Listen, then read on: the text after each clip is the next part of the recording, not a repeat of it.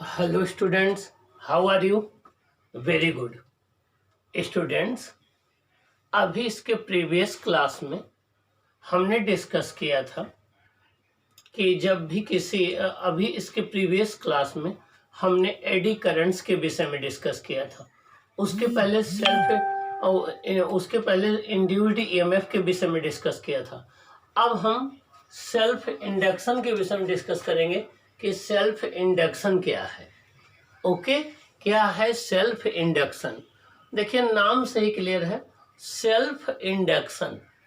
तो जब भी किसी कॉइल से पास होने वाली करंट में हम चेंज करते हैं, जब भी किसी कॉइल से फ्लो होने वाली करंट के मैग्नीट्यूड को हम चेंज करते हैं, तो उस कॉइल में एक इंड्यूस्ड ईएमएफ प्रोड्यूस हो जाता है जो कि करंट के वेरिएशन का अपोज करता है। मीन्स अगर हम करंट को इंक्रीज कर रहे हैं तो वो डिक्रीज करना चाहेगा, अगर हम करंट को डिक्रीज कर रहे हैं तो वो इंक्रीज करना चाहेगा, अगर हम करंट में कोई चेंज नहीं कर रहे हैं तो कोई इफेक्ट नहीं पड़ेगा। तो किसी भी कॉइल की वो प्रॉपर्टी जिसकी वजह से वो अपने अंदर फ्लो होने वाले करंट के वेरिएशन का अपोज करती है, अपने अंदर एक इंड्यूस्ड ईएमएफ प्रोड्यूस करके, इस फिनोमिना को हम सेल्फ इंडक्शन कहते हैं। किसी भी कॉइल की वो प्रॉपर्टी जिसकी वजह से वो अपने अंदर फ्लो होने वाली करंट के वेरिएशन का अपोज करती है, अपने अंदर एक इंड्यूस्ड ईएमएफ प्रोड्यूस करके, उसे हम सेल्फ इंडक्शन कहते हैं। आइए देखें कैसे हम डिफाइन करेंगे। The property of a coil by virtue of which the coil opposes any change in the strength of current flowing through it by inducing an EMF is called self-induction.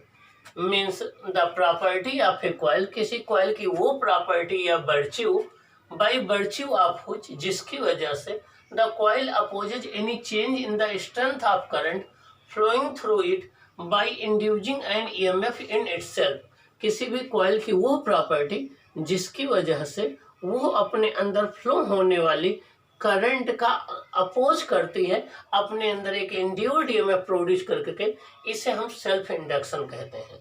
Okay, the property of a coil due to which it opposes the change in the current flowing through it by producing an induced EMF in itself is called self induction. ठीक ना?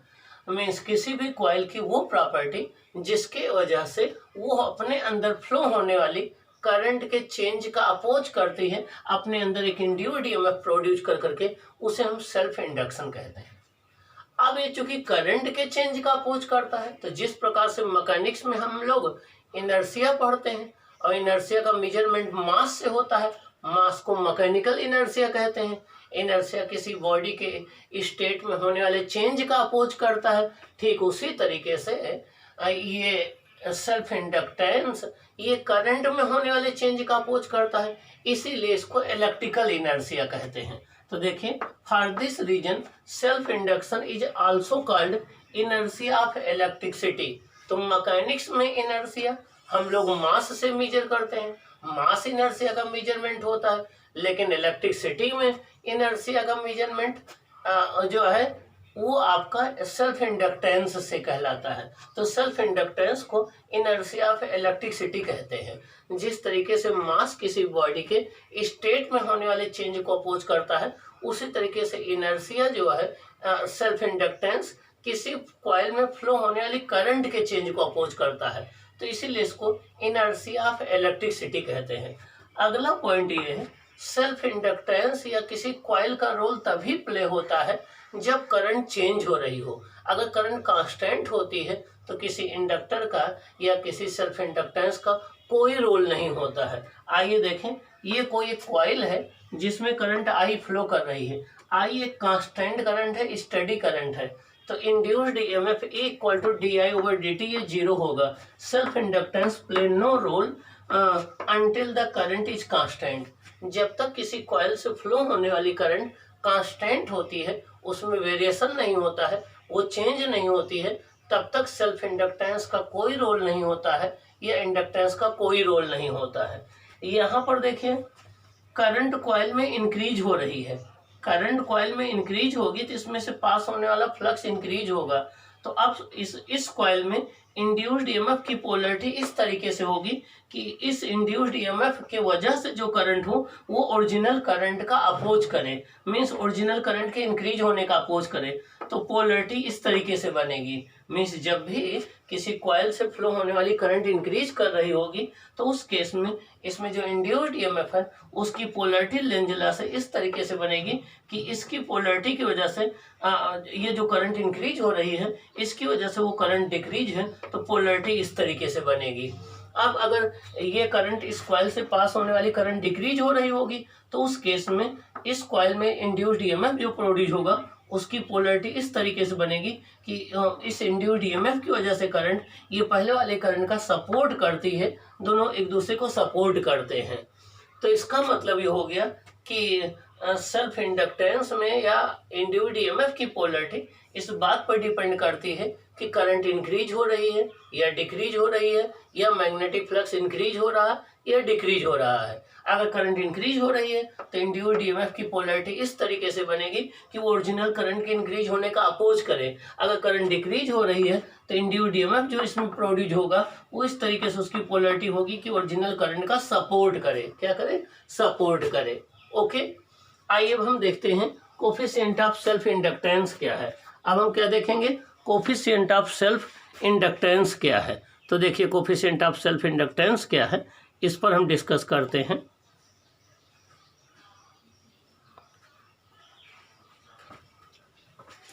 अगर हम कोई एक coil consider कर लें जिसमें I current flow हो रही हो, अगर हम कोई एक कॉइल कंसीडर करें जिसमें करंट आई फ्लो हो रही हो और उसमें टोटल जो मैग्नेटिक फ्लक्स लिंक्ड हो रहा हो उस कॉइल में सभी टर्म से वो फाई हो, क्या हो? फाई हो।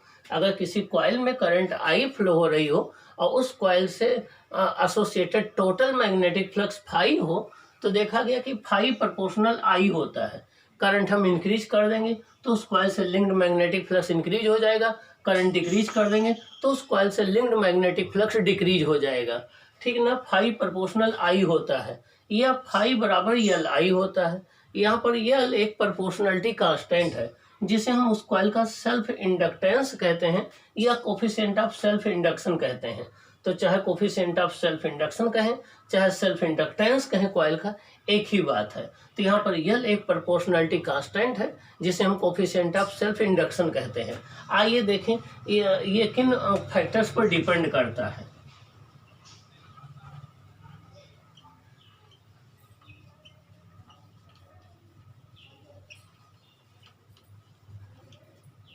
अब हम देखेंगे किन फैक्टर्स पर यल डिपेंड करता है।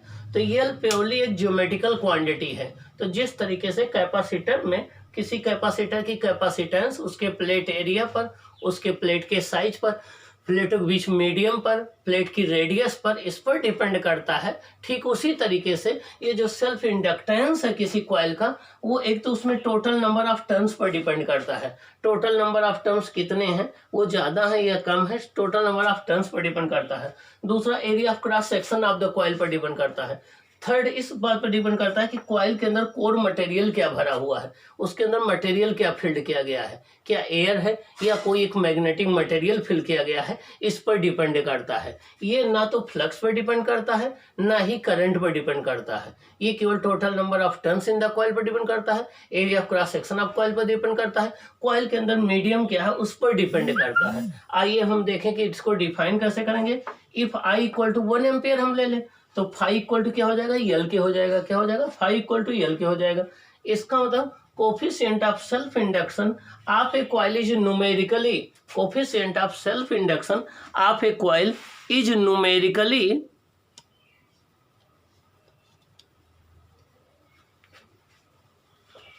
coefficient of self induction of a coil is numerically equal to the amount of magnetic flux linked through the coil if there is unit current flowing through the coil.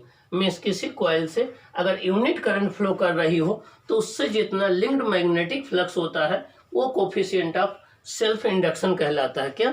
Coefficient of self induction कहलाता है। तो coefficient of self induction numerically उस magnetic flux के equal होता है जो किसी coil में 1 एम्पेयर की करंट फ्लो करने पर उस कॉइल से लिंक्ड होता है। Means coefficient of self induction numerically उस मैग्नेटिक फ्लक्स के इक्वल होता है जो कि किसी कॉइल में यूनिट करंट फ्लो करने पर उस कॉइल से एसोसिएटेड होता है। तो सेल्फ इंडक्टेंस को हम डिफाइन कर सकते हैं flux linked through the coil, linked through the coil. यहाँ हम डिफाइन कर सकते हैं लिंक्ड थ्रू द कॉइल। ये आपके सेल्फ इंडक्टेंस की डिफिनेशन हो गई कि किसी कॉइल से यूनिट करंट फ्लो करने पर उसमें जितना मैग्नेटिक फ्लक्स लिंक्ड होता है वो उसका कोफिशिएंट ऑफ सेल्फ इंडक्शन कहलाता है। अब आइए हम देखें इसकी यूनिट क्या होगी, इसकी डायमेंशन क्या होगी, या इसको और हम कैसे डिफाइन कर सकते हैं। आइए हम देखते हैं। आइए अब हम डिफाइन करते हैं, ठीक ना। ये तो सेल्फ इंडक्टेंस की डिफिनेशन रही। अब हम देखते हैं इंड्यूस्ड ईएमएफ इक्वल टू होता है minus d phi upon d t. Induced EMF equal to होता है minus d phi upon d t. तो minus d upon d t, phi होता है L I, phi equal to होता है L I.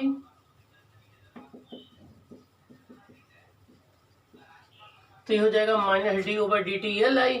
L को हम बाहर ले लें तो minus L d I over d t हो जाएगा। यहाँ से अगर हम एल को डिफाइन करना चाहें तो L equal to minus E upon d I over d t हो जाएगा।